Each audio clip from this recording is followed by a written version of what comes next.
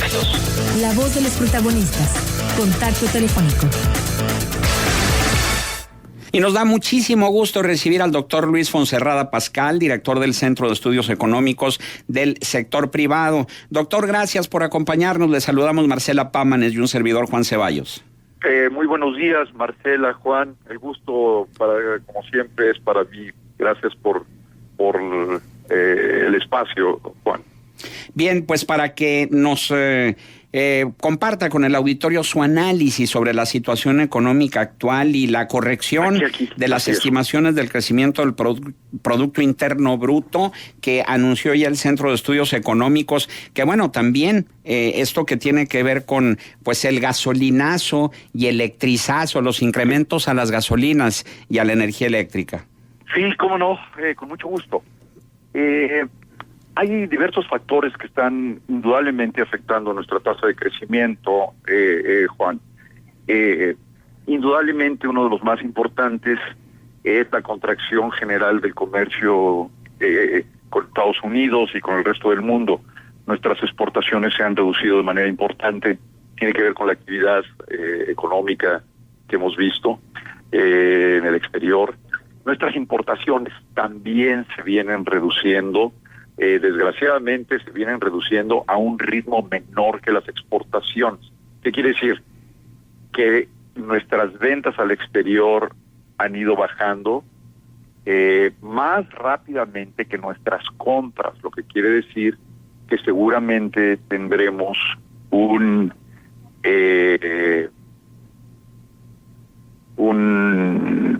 segundito. Tendremos un déficit mayor en la cuenta comercial, la que se encarga de registrar compras y ventas al exterior. Ese es un aspecto importante, delicado, pero indudablemente nos afectará en la tasa de crecimiento del país. Esa es una de las razones por las que hemos reducido nuestra proyección de crecimiento. Pero otra, sin duda, es también una menor actividad económica dentro del país. Nuestro consumo interno se ha reducido, las ventas no fueron las mismas, de hecho ya hubo números muy bajos en los últimos meses de ventas. Entonces, todo esto, más por supuesto los efectos negativos que pueda tener en turismo, bloqueos, tardanza en la entrega de insumos, etcétera, etcétera, en el proceso productivo provocado por todos estos bloqueos y que incrementa costos, que incrementa obstáculos, que reduce la productividad, etcétera, tienen también un efecto, ¿no? Así que sí, hemos reducido nuestra tasa de crecimiento prevista para el año del 16 a 2%. Y mira, lo acaban de confirmar las cifras que vimos la semana pasada. La tasa de crecimiento promedio de todo el semestre, del primer semestre, con las cifras preliminares que existen, es apenas de 1%. Entonces, veremos qué es lo que viene en los siguientes trimestres. Esperemos que sea un poquito mejor, pero difícilmente creceríamos por arriba del 2%. Ahora, doctor, ¿qué influencia tiene en toda esta situación económica el manejo que ha hecho el gobierno federal de las finanzas públicas? Y se lo pregunto concretamente por una nota de la que dábamos cuenta el día de ayer y en la que señalaba que el gobierno federal, lejos de reducir su gasto corriente, lo ha incrementado. Y nada más en el primer semestre de 2016 se fue a la alza casi 112,000 millones de pesos que lo que tenía presupuestado. Pero estamos hablando de gasto corriente, porque todo lo que es gasto social y gasto de infraestructura sí se contrajo. Sí, efectivamente. Hay dos renglones que sin duda impactan en el gasto. Uno es el pago de intereses de la deuda. Como sabemos, la deuda ha crecido mucho. La deuda externa ha crecido en 43% desde hace 3 años y medio. La deuda total en 50% al mes de junio. Es decir, la deuda se incrementó muchísimo. Evidentemente el pago de intereses pues sigue al incremento de la deuda. Así que es un renglón que se ha incrementado mucho y efectivamente está dentro de gasto corriente. Otro renglón que, como sabemos, se sigue incrementando y seguirá incrementando es el de las pensiones, Juan. La gente que se va jubilando de Pemex, de CFE, de el IMSS, los empleados del IMSS, no que ellos estamos afiliados al IMSS, sino los empleados del IMSS, del ISSSTE, del gobierno mismo, pues tienen las pensiones, y esto se va incrementando, se va a seguir incrementando, es alrededor de 1/2 punto del PIB adicional cada año, casi 1/2 punto del PIB adicional cada año. Así que sí, estos dos renglones por sí solos impactan el gasto, el déficit, y el gasto corriente precisamente, ¿no? Efectivamente, el gasto de capital se ha reducido de manera muy importante. Hay un incremento en lo que se llama la inversión financiera, pero eso es que guardaron parte del dinero que ya contrataron para el inicio del año en algunos fondos, y eso es lo que explica ese incremento. Pero la inversión física, que es lo relevante para la infraestructura, se ha caído de una manera enorme de nuevo, alrededor de un 20%. Las cifras que nosotros hemos publicado de un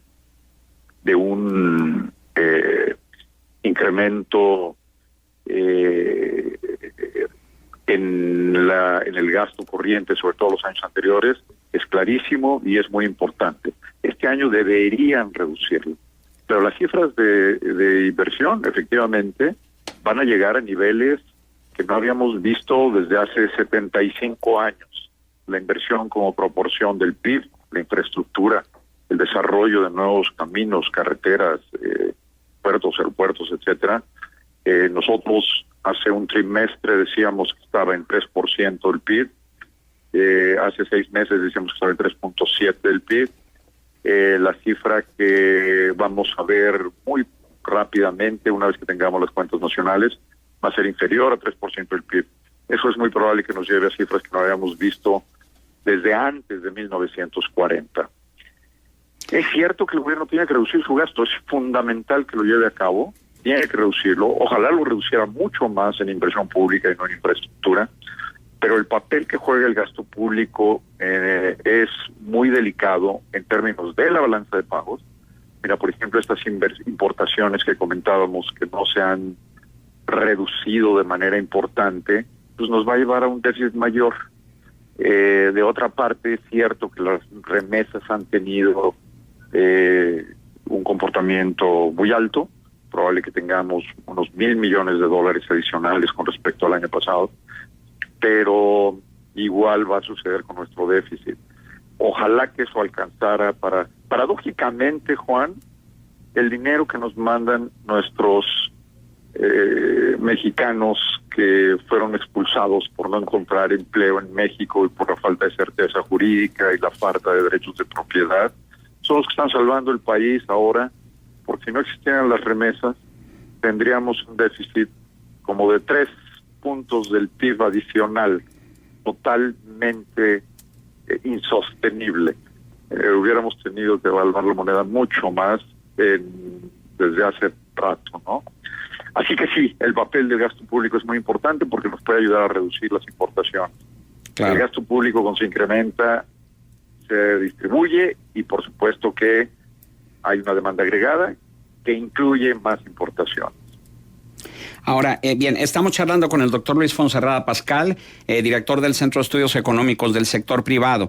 Y también es de llamar la atención estos spots de radio y televisión que está presentando el gobierno federal en la campaña Mover a México, y uno en particular que habla de la generación de empleos como no se había dado en más de 2 décadas. Sin embargo, el día de ayer también se da a conocer que en la Encuesta Nacional de Ocupación y Empleo del INEGI, al primer trimestre del año, 102,000 empresas cerraron debido a la inseguridad y a la falta de rentabilidad, una cifra 7.5% superior al mismo periodo del año anterior. ¿Cuál es el panorama que se observa a través de la óptica del Centro de Estudios Económicos del Sector Privado en materia de empleo, doctor? Sí, mira, de nuevo existe esta doble forma de verlo o doble discurso. Tenemos que ser muy claros en esto. Cuando se habló de los 2 millones de empleos, eso es formalidad. Es decir, no son nuevos empleos. Lo que tenemos es nuevos afiliados al IMSS. Bien. Pero muchos de ellos ya tenían empleo. Entonces, una cosa es hablar de IMSS y otra cosa es hablar realmente de empleo. La ENOE, la Encuesta Nacional de Ocupación y Empleo a la que te refieres, es la que sí recoge en todo el país la situación del empleo y del desempleo. A través de la ENOE vemos que hay realmente no un desempleo de 4%, porque son alrededor de 2 millones de desempleados de 50, pero recordemos que para ser desempleado tienes que tener 2 condiciones. Una, no tener empleo, pero la otra más importante, estarlo buscando. Si estás buscando y no tienes empleo, pero estás buscándolo activamente, entonces califiques como desempleado.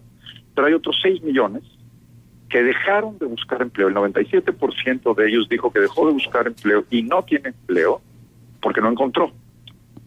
Estos no se llaman desempleados porque no buscan activamente, pero no tienen empleo. Esos son 6 millones. Si le sumamos estos 2, son 8. Y si le sumamos otros 4 que son subempleados, porque sí tienen empleo, pero no trabajaron 8 horas la semana anterior a la encuesta. Realmente lo que tienes es que trabajaron probablemente unas horas la semana anterior a la encuesta. Dice, la verdad es que tenemos más de 12 millones de mexicanos en búsqueda de un empleo, o no en búsqueda, porque se cansaron de buscar la mitad de ellos, de un empleo estable de tiempo completo. Además, idealmente con un sueldo digno que les alcance para vivir. Porque el otro tema es que habiendo tantos desempleados, se contratan con sueldos muy bajos, un salario mínimo, 1.5 o 2, con buena suerte 2.5, y se encuentran con que es muy difícil mantener a la familia con sueldos de este tipo. Cosa que tampoco resuelve necesariamente el incremento del salario mínimo, porque son tantos que dicen, ¿sabes qué? Ya subió el salario mínimo a 100 pesos, ¡ay, qué padre! Sí, oye, pero yo me contrato por 50, olvídate de los 100 pesos, ¿no? Es decir, la necesidad de trabajo es muy alta y muy grande, y nosotros no vemos la inversión necesaria en el país para generar los empleos. Acordémonos que la única manera de generar empleo es con inversión.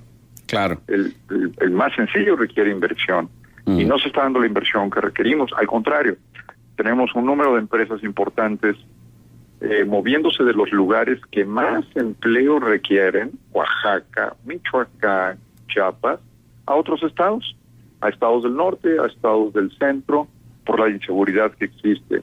Entonces, bueno, muy bueno para los estados del norte y del centro porque sus tasas de desempleo bajarán, pero muy malo para los estados que más lo requieren, pero que no van a lograr ninguna inversión con este desastre de ausencia de gobierno, de control, esta brutal ausencia de certeza jurídica, de respeto a los derechos de propiedad, etcétera, ¿no? Al contrario, se ve destrucción. Hay un número importante de empresas que ya salieron y que se movieron de otros lugares, ¿no? Claro. De los estados del sur, estos que mencionábamos, han salido ya 10 empresas moviéndose a otros estados, por suerte, no dejando el país. Hay otras 13 empresas considerando salirse también, moverse a estados donde haya estabilidad, donde haya gobierno, donde haya derechos de propiedad.